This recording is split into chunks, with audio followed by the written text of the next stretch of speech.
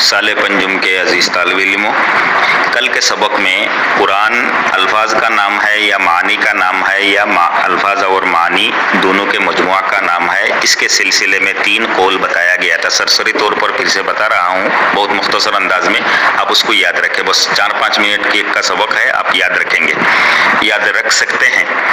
तो कल के सबक में ये बताया गया था कि कुरान अल्फाज का नाम है या मानी का नाम है या अल्फाज और मानी दोनों के मजमुआ का नाम है। तो 3 कौल बताया गया था कि बाज़ उसूलीन ने फरमाया है कि कुरान अल्फाज का नाम है, बाज़ ने कहा माना का नाम है और बाज़ ने कहा दोनों के मजमुआ का नाम है। दलील भी आ गई है। जिन्होंने कहा कि अल्फाज का नाम है, उनकी दलील ये थी कि कुरान जो है, यानी कुरान की जो तारीफ़ की गई है, मुनज़्ज़ल, मकतूब और मनक़ूल, ये तीनों चीज़ नाजिल करना और लिखना और नकल करना, ये तीनों चीज़ का ताल्लुक़ जो है, ये ताल्लुक़ तीनों चीज़ों सिफत है अल्फाज के, लिहाजा कुरान अल्फाज का नाम है। जिन्होंने कहा कि माना कुरान से मुराद माना है, यानी माना को कुरान कहा जाएगा, उनकी दलील ये है कि इमाम अबू हनीफा रहमतुल्लाह अलैहि ने अरबी पर कुदरत होने के बावजूद फ़ारसी में जो है अगर कोई किरात करता है नमाज में तो उसकी नमाज हो जाती है। इसी फतवा की बुनियाद पर कहा कि माना भी कुरान है, अगर माना कुरान ना होता तो नमाज वहाँ अदा न होती। और जिन्होंने कहा कि इसी क्या नाम है कि कुरान अल्फाज और मानी दोनों के मजमुआ को कहा जाता है, उनकी दलील यही है कि जब दोनों दलील से कुरान के अल्फाज होना भी साबित हो गया और माना का कुरान होना साबित हो गया, तो दोनों दलील से ये बात भी साबित हो गई कि कुरान माना और लफ्ज़ दोनों के मजमुआ का नाम है। अब पहली दलील शारे रहमतुल्लाह अलैह फरमाते हैं कि मातीना और शारे दोनों के नज़दीक जो है, ये तीसरा कौल जो है वो ज़्यादा असह है, ज़्यादा मुनासिब है। और उसकी वजह ये है, जवाब ये देते हैं कि जिन्होंने कहा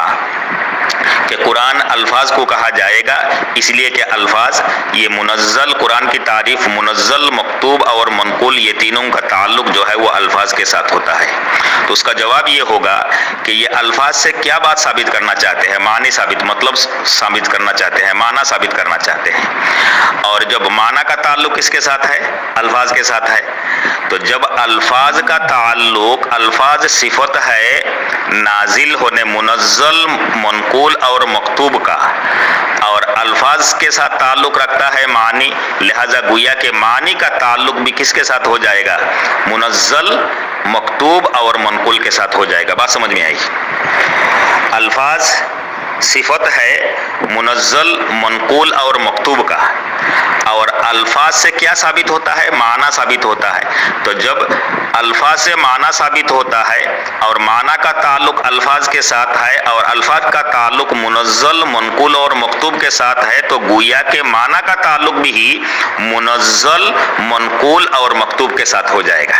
जब माना का ताल्लुक़ मुनज़्ज़ल, मकतूब और यानी क्या नाम है कि मनक़ूल के साथ हो गया, तो गोया के ये मुनज़्ज़ल, मनक़ूल और मकतूब इस पर भी सादिक़ आता है, माना पर भी सादिक़ आता है। एक जवाब ये हो गया। दूसरे जिन्होंने कहा कि माना का नाम कुरान है और दलील में पेश किया कि इमाम अबू हनीफा रहमतुल्लाह अलैहि फ़ारसी क़िरात करने को नमाज क़िरात के ज़रिए से नमाज हो जाने के कायल है, लिहाजा माना जो है वो कुरान है। तो इसका जवाब यह है कि इमाम अबू हनीफा रहमतुल्लाह अलैहि जो है कुरान के बराअत, बलागत और कुरान के असदा व फवासिल जो है, असदा फवासिल बाद में समझेंगे, असदा और फवासिल जो है, इन सारी चीज़ों में इस कदर यानी मुनहकिम हो जाते हैं कि जिसकी वजह से अगर अरबी तिलावत नमाज के अंदर की जाए और नमाज चूँकि अल्लाह ताला से राज व नियाज की बात की जाती है, यानी बहुत ही एक ख़ास ताल्लुक़ के साथ नमाज पढ़नी चाहिए, तो अगर अल्फाज के पेच में अगर आदमी नमाज पढ़ने वाला पढ़ जाएगा तो अल्लाह ताला के साथ जो वो रिश्ता है और जो राज व नियाज की बात है उसके दरमियान हाइला और पर्दा हो जाएगा। तो इसी बुनियाद पर चुनांचे वो मुशाहिदा और क्या नाम है तौहीद के गहराई तक पहुँचे हुए है। इसी बुनियाद पर उन्होंने फरमाया था कि फ़ारसी क़िरात के ज़रिए से नमाज हो जाएगी, इसलिए कि वो अरबी के अल्फाज में कुरान के जो अल्फाज है उसके जो यानी काफ़िया है और उसके जो मानी और मतालिब है और उसके जो फसाहत व बलागत है,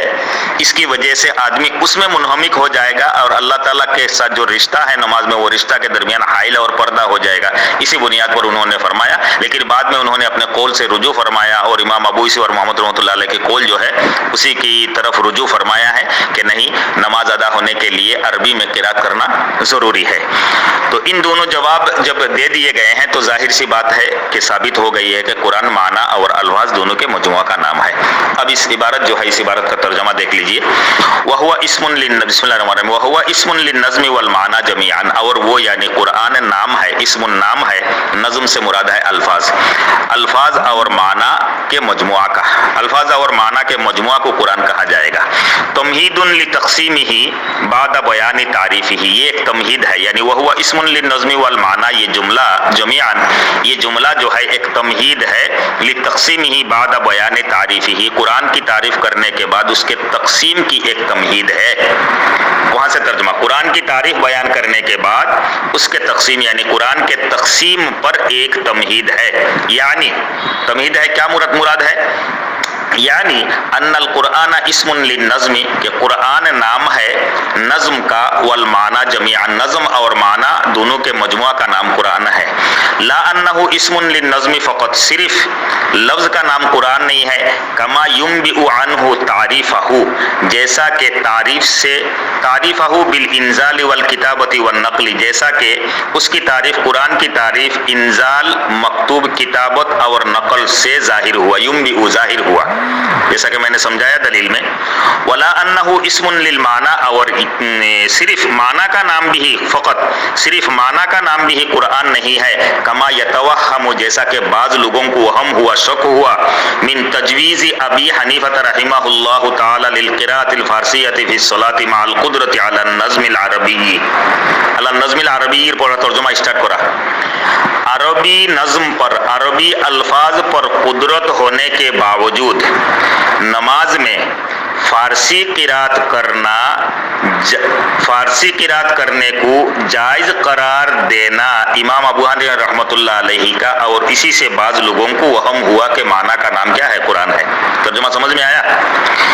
عربی الفاظ پر قدرت ہونے کے باوجود نماز میں فارسی قرات کرنے کو جائز قرار دینا امام ابو حنیفہ رحمۃ اللہ علیہ کا، کما یتوہم، اور اسی سے بعض لوگوں کو کیا ہوا؟ وہم ہوا کہ معنی کا نام کیا ہے؟ قرآن ہے۔ وذلك لأن الأوصاف المذكورة جارية في المعنى تقديرا، جواب دیا سے موجی تو جواب دیسیلو، پرتھم سوال اور جواب، اور یہ لأن الاوصاف المذکورہ، یہ تینوں مذکورہ اوصاف یعنی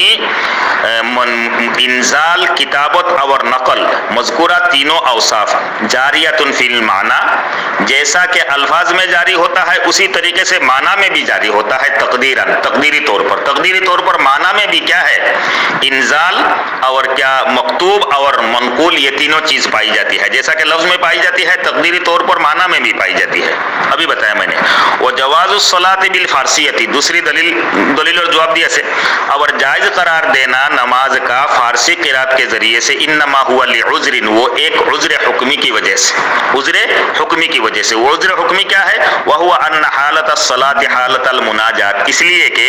نماز کی حالت یہ راز و نیاز کی حالت ہے، مع اللہ تعالی، اللہ تعالیٰ سے راز و نیاز، بہت ہی تنہائی میں گفتگو کرنے کی ایک حالت ہے۔ والنظم العربی، اور عربی الفاظ، معجز، اور عربی الفاظ تھکا دینے والی ہے، معجز تھکا دینے والی ہے، بلیغ اور بلیغ ہے، فلعلہ تو ہو سکتا ہے، لا یقدر علیہ کہ وہ اس پر قدرت نہ رکھ سکے، مصلی نماز پڑھنے والا اس پر قدرت نہ رکھ سکے، او یا تو لأنہ ان اشتغل بالعربی، اگر عربی زبان میں وہ مشغول ہو جائے گا نماز پڑھنے والا، ینتقل الذہن منہ، تو اس کا ذہن جو ہے وہ منتقل ہو جائے گا نماز سے، الی حسن البلاغت والبراعت، قرآن کے بلاغت براعت کی طرف، خوبصورتی کی طرف، حسن بلاغت اور حسن براعت کی طرف اس کا ذہن منتقل ہو جائے گا، اور اللہ تعالیٰ اور اس کے درمیان ایک پردہ ہو جائے گا، وَيَتَلَذُّ، اور وہ مزہ حاصل کرنے لگے گا، بالاسجاع والفواصل، قرآن کے سجا اور اس کے فاصلوں سے، فاصلہ وہی جو والضحى واللیل اذا سجا ما ودعك ربك وما قلى، سب میں آخر میں جو یا الف مقصورہ آ رہا ہے، تو اس طرح کے سجا اور فواصل میں جو ہے وہ مشغول ہو جائے گا. ولم يخلص الحضور مع اللہ تعالی، اور اللہ تعالیٰ کے حضور میں وہ خالص نہیں رہ پائے گا. بل یکون ھذا النظم حجابا بینہ وبین اللہ تعالی، بلکہ ہو جائے گا یہ الفاظ نظم عربی الفاظ حجاباً پردہ بینہ اس نماز پڑھنے والے کے درمیان اور اللہ تعالیٰ کے درمیان. وکان ابو حنیفہ رحمہ اللہ تعالی مستغرقا فی بحر التوحید والمشاہدۃ، اور امام ابو حنیفہ رحمۃ اللہ علیہ مشاہدہ اور توحید میں مستغرق تھے. توحید اور مشاہدہ کے بارے میں وہ مستغرق تھے، ڈوبنے والے تھے. لا یلتفت الا الی الذات،